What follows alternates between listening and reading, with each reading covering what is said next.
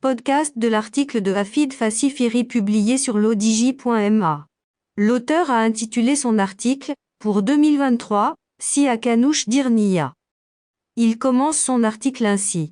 Entre le bilan géopolitique, climatique et énergétique de l'an passé, l'abécédaire du Nouvel An est un concentré de questions en quête de certitude dans le ciel agité d'un monde en pleine turbulence. L'abécédaire du Nouvel An. A. À l'unisson. À l'unisson, un indescriptible sentiment patriotique et des millions de Marocains brandissant le drapeau national. Si l'on ne devait retenir qu'une seule image de l'an 2022, c'est assurément celle-là. Et c'est absolument une image qu'on aimerait revoir très souvent sous nos cieux, car aucune subvention ne pourra remplacer cette liesse qui n'a pas de prix. Dit Père Noël Walid Regragui, quand tu redescendras du ciel, on refait cela quand tu veux. B. Blizzard. À l'heure où les pays européens ont connu un climat des plus doux lors des fêtes de fin d'année, l'Amérique était plongée dans le blizzard d'un froid polaire glacial avec des températures maximales qui ont flirté avec les -30 et même les -50 de la côte ouest jusqu'à la côte et des États-Unis. Malgré la paralysie qui a frappé le pays et les victimes qui n'ont pas survécu au grand froid, les fermiers et agriculteurs américains ont eu la grandeur d'âme de faire le nécessaire pour sauver leurs troupeaux. Une cinquantaine de morts en raison du cataclysme climatique. En comparaison en Europe et dans le reste du monde, les dégâts auraient été catastrophiques. La leçon devrait être retenue, car même si l'on parle de blizzard du siècle, l'épisode risque de se répéter plus souvent sur la planète. L'auteur poursuit ainsi. C. Chine. Avec la fin d'année, le Covid et ses variants ont été de la fête en Chine avec des contaminations réparties à la hausse. L'Amérique, l'Europe et même le Maroc ont vite fait de prendre des mesures par rapport à tous les avions en provenance de Chine. À l'heure où la Chine rehausse son partenariat stratégique, économique et militaire avec la Russie, on se demande si les Occidentaux ne cherchent pas à isoler Pékin en utilisant des sanctions sanitaires comme moyen de pression diplomatique. Il faut admettre que si Washington voulait déclarer la guerre à la Chine, il ne s'y prendrait pas autrement. Nonobstant les guerres commerciales et d'influence menées par la Maison-Blanche, la situation actuelle va davantage rapprocher Pékin de Moscou, vu l'incapacité et l'impuissance des Occidentaux à accepter un ordre mondial où ils ne seraient pas les seuls maîtres de la géopolitique. Boko Haram par-ci, Al-Qaïda par-là, les talibans en Afghanistan, Daesh qui promet de ressusciter ailleurs qu'en Irak et en Syrie. Combien de foyers de tension les Occidentaux vont-ils encore fomenter pour créer des zones de déstabilisation en Afrique et au Proche-Orient dans l'espoir de contrer l'influence de la Chine et de la Russie? D. Dirniya. Mesdames et messieurs du gouvernement Akanouche, les Marocains n'attendent plus de vous qu'une seule chose, Dirniya. Dirniya et advienne que pourra. Faut-il vous l'envelopper?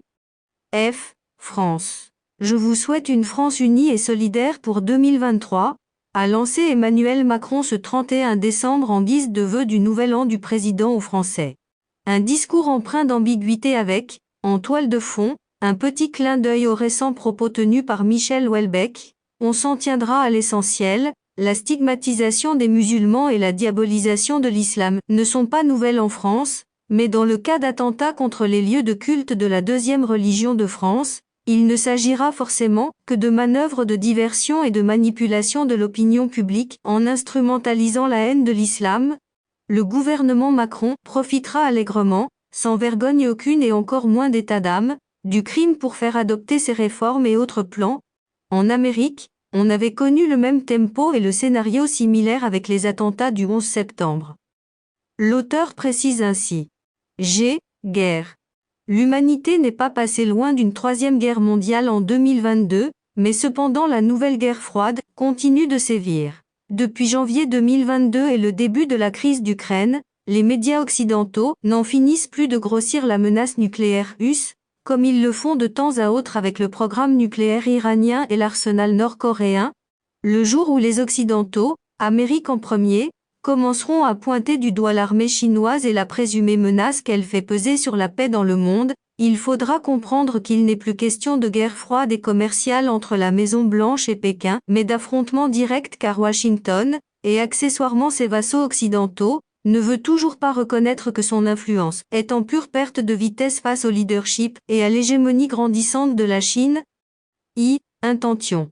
Si vous êtes amateur du catalogue de bonnes intentions, je vous en souffle un brin, même si cela n'est pas dans les traditions de la maison. Que Dieu réduise l'inflation. Que Dieu remplisse nos barrages sans que les pluies ne produisent toutefois de crues et d'inondations. Que Dieu vous protège vous et votre famille du Covid et de ses maudits variants. Que Dieu vous gratifie de fruits, légumes et viandes pour le meilleur rapport qualité-prix, non déplacé aux spéculateurs. Que Dieu sauvegarde votre pouvoir d'achat, vous accorde la bonne santé et vous épargne la faillite, la récession et autres soucis. H. L'homme de l'année. Choisir l'homme de l'année est une évidence. Soit Sefavzi Lekcha, soit Walid Regragui. Pour ma part pourtant, je choisis tous ces honnêtes commerçants, qui ont choisi de ne pas céder à l'alibi de la conjoncture pour augmenter leurs prix. Il en existe encore même s'ils restent très minoritaires, mais cela méritait d'être signalé. N. Netanyahou. Alors qu'on le croyait définitivement perdu et irrécupérable pour la politique, en raison entre autres de démêlés avec la justice, le tristement célèbre Benyamin Netanyahou est revenu par la petite porte et va composer le gouvernement le plus à droite de l'histoire de l'État hébreu. Cela promet car il est certain qu'avec des extrémistes criminels au pouvoir en Israël, la Palestine, Gaza et Cisjordanie réunis, vont retrouver la une des actualités internationales. Et il n'y a pas plus cynique que l'actualité. Du moins, telle que montrée par le prisme des médias occidentaux. P. Plafonnement.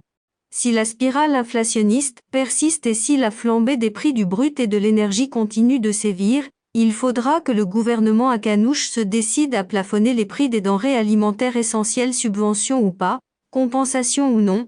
Cela sera fait en Europe, et en Espagne il a été décidé de supprimer la TVA. Au Maroc, les plus défavorisés ne pourront pas indéfiniment supporter le lourd fardeau du galopant coût de la vie. Et dans un pays comme le nôtre, le plafonnement des prix de l'énergie doit être dicté par l'exigence de cohésion sociale et le souci de préserver la compétitivité économique du tissu industriel et celui de l'entreprise. À défaut de plafonner les prix des carburants, il y a des alternatives pour réduire les dégâts sur le quotidien des plus défavorisés. L'auteur ajoute ainsi. T. Trump. Le spectre de Donald Trump plane de nouveau sur la Maison-Blanche. Si beaucoup d'analystes le donnent largement vainqueur lors de la prochaine présidentielle, si jamais il réussit l'investiture républicaine, dans le camp démocrate on s'organise pour lui barrer la route. Et les grands moyens sont employés, y compris juridiques pour le rendre inéligible vu sa présumée implication dans l'attaque ou l'assaut du Capitole. Il reste juste une seule inconnue, est-ce qu'un jeune candidat pourrait barrer la route vers l'investiture républicaine à Donald Trump ? Le plus important est que jamais dans l'histoire de sa démocratie, l'Amérique n'avait été autant déchirée et fracturée entre les pour et les anti. Trump. Université. En août dernier, aucune université marocaine ne figurait dans le classement de Shanghai des 1000 universités au monde. Un constat qui pose un certain nombre d'interrogations concernant l'université de demain dans notre pays et les défis qui l'attendent au tournant.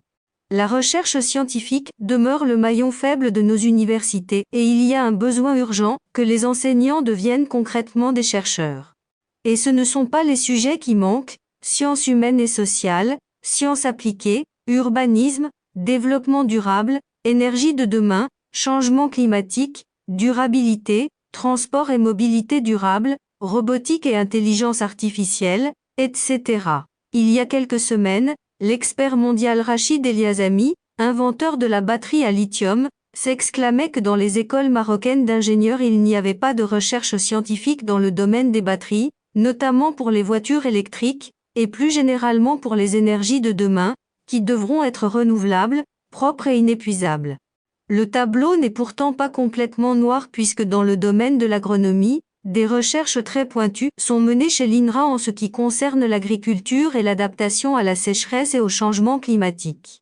À ce sujet, vu les bouleversements que connaît le marché mondial des céréales, et qui risquent de s'accentuer dans les prochaines années, notre pays sera bien avancé lorsqu'on pourra produire nos propres variétés, sans dépendre des fluctuations des cours mondiaux. L'auteur conclut son article ainsi. Walid Regragui. Walid, le nouveau-né, qui donne naissance à un Maroc nouveau capable de déjouer les pronostics et de bousculer la hiérarchie de l'ordre mondial voulu et imposé par les puissances du football mondial. La révolution Walid est née et il faudra faire en sorte qu'elle soit en permanence en marche et qu'elle ne s'évanouisse pas avant qu'elle ne prenne son véritable envol. Une vingtaine de centres de formation pour commencer, des milliers de jeunes et de familles qui seront valorisés humainement, socialement et économiquement, voilà le véritable challenge en termes de développement humain. Rédigé par Hafid Fassi-Fihri et lu par l'intelligence artificielle de l'ODJ Media.